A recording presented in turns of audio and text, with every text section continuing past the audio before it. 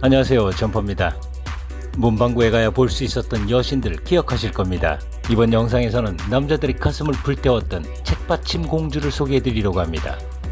80년대 그때 그 시절로 가보겠습니다. 사진, 포스터, 책받침으로 좋아했던 여러분들만의 공주 또는 여신들이 있었을 겁니다. 브룩 실즈, 소피 마르소, 피비 케이츠 외에도 참 많은 책받침 공주들이 있었던 80년대였는데요. 푸른 산호초라 불렸던 블루 라군에서 브룩 실즈는 15세의 미성년자 나이로 파격적 수위의 노출과 적나라한 성관계 묘사로 청문회까지 열리는 논쟁을 불러일으키며 큰 파장을 일으킨 것으로 알고 있지만 12세 이미 어려서부터 성매매 소녀 역으로 프리티 베이비라는 영화에 출연하며 호평을 받습니다. 그러나 미성년자 아동을 성적 대상화한 프리티 베이비 영화의 윤리적 문제는 브룩 실즈가 지금까지 욕을 먹고 있는 영화라고 합니다. 브룩 실즈의 엄마였던 테리 실즈는 자신이 포기한 연예인으로서의 성공을 딸을 통해 대리만족을 느끼려고 어린 브룩 실즈를 데리고 다니며 연예계에 소개하며 다니다 못해 급기야 프리티 베이비 촬영 당시에 사춘기도 오지 않은 브룩 실즈는 누드 촬영까지 강요하며 플레이보이즈에 연락했었다고 합니다. 그러나 플레이보이즈가 거절했다고 하는데요. 70년대이어서 괜찮았겠지만 지금 같아서는 아마도 브룩 실즈 엄마는 콩밥을 먹고 있지 않았을까 싶습니다. 브룩 실즈는 생후 11개월부터 모델로 시작했다고 하는데요.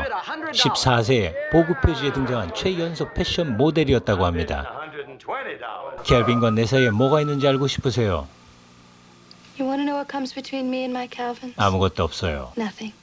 Calvin Klein jeans. 이처럼 자극적인 내용으로 켈빈 클라인 TV의 광고에 나오며 외설 시비에 걸려 금지를 먹지만 이후론 더욱 핫해집니다.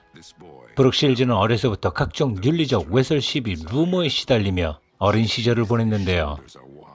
극성 부모가 있었던 비슷한 인생을 살았던 페프, 마이클 잭슨 또한 힘든 유년기를 보냈다고 합니다. 13살 때 마이클 잭슨은 처음 만나 바로 친구가 되었고 마이클 잭슨은 언제나 데이트 상대가 되어주겠다고 했다고 합니다. 마이클 잭슨은 내 인생의 사랑 중에 하나였고 내가 그녀를 사랑한 것만큼 그녀도 나를 사랑했다고 생각한다. 이렇게 말했다고 합니다. 93년 인터뷰에서 마이클 잭슨은 당시 브룩 실즈와 데이트를 하고 있었다고 밝히기도 했었는데요. 브룩 실즈는 마이클 잭슨이 여러 번 자신과 결혼을 하고 아이를 입양하자며 함께 했던 날들을 회상하고 있는데요. 뉴욕의 최상류층 집안에서 태어난 브룩 실즈는 183 큰 키에 명문 프린스턴 대학을 졸업하게 되고 브룩 실즈는 두 번을 결혼하는데요. 첫 번째는 테니스 선수 안드레 아가씨 잘 아실 겁니다. 그러나 두 번째는 평범한 텔레비전 작가인 크리스 헨치와 결혼해 현재는 두 딸을 두고 뉴욕 맨하튼에 살고 있다고 합니다.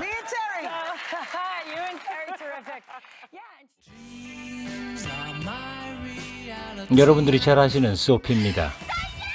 책받침 3공주 중에 현재까지도 지속적인 활동을 하고 있는 배우인데요.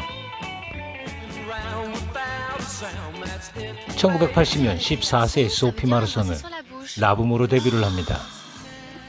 소피가 우리나라 남자의 가슴만을 불태운 건 아닙니다.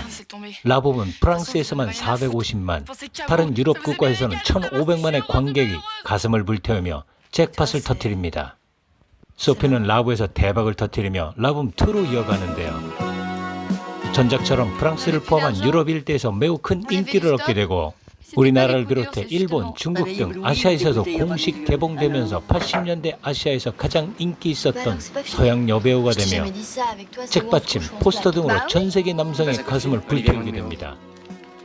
라붐2도 성공하지만 체계적인 연기를 배우지 못했던 소피는 얼굴로 떴다는 비판을 받게 되는데요.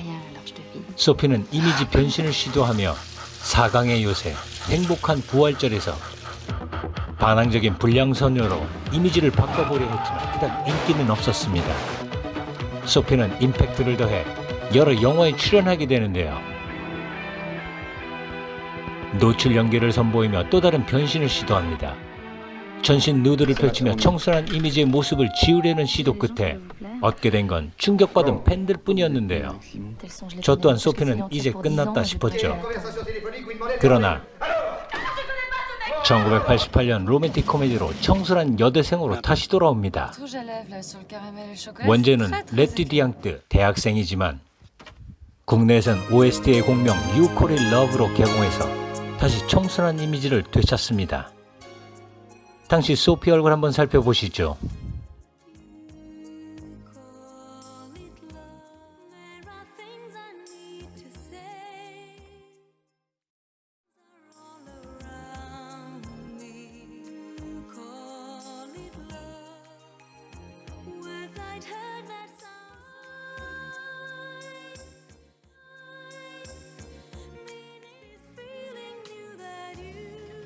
You Call It Love로 많은 남성 팬들이 돌아오긴 했지만 많은 영화에 출연하며 소피는 또 다른 변신을 시도합니다.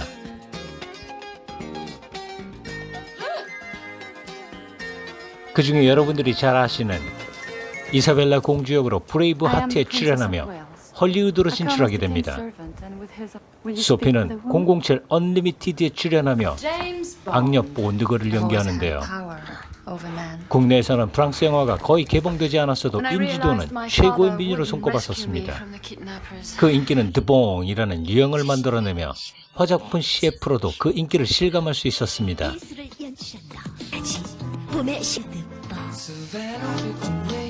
소피 마르소, 브룩 실즈와 함께 80년대를 대표했던 책받침 공주 피비 케이치입니다. 피비 케이치는 영화 파라다이스로 데뷔를 하는데요. 당시 17세 미성년자 나이로 전면 누드 장면을 연기하며 영화 메인 주제곡을 직접 부르는 등 열심히 했지만 브룩 실즈의 블루라군과 비슷한 줄거리의 파라다이스는 그닥 성공하지 못합니다.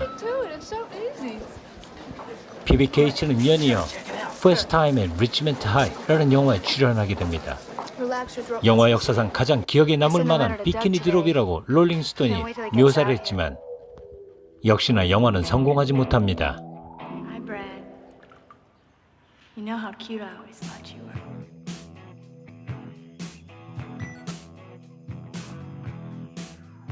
다음에 83년 프라이빗 스쿨을 찍는데요.